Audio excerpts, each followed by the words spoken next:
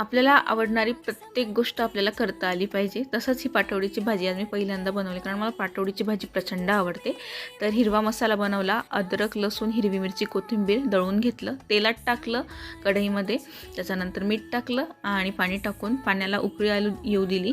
त्याच्यानंतर बेसन पीठ टाकलेलं आहे. मस्त असं मिक्स करून घेतलं पाणी आणि बेसन पीठ. छान गोळा तयार होऊ दिला. त्याच्यानंतर एका ताटामध्ये तेल टाकलं आणि ते तेल पसरवून घेतलेलं आहे आणि जो गोळा बनलेला आहे तो गोळा मस्त असा पसरवून घेतला. गोळा खूप गरम असतो, त्याच्यामुळे हाताला पाणी आणि तेल लावलं. थंड पाणी म्हणजे चटके बसत नाही आपल्याला. हा गोळा जेव्हा आपण बनवतो ना कढईमध्ये, तेव्हा त्यात गाठ राहणार नाही बेसन पिठाची, याची काळजी घ्यायची, म्हणजे पिठाळ लागणार नाही.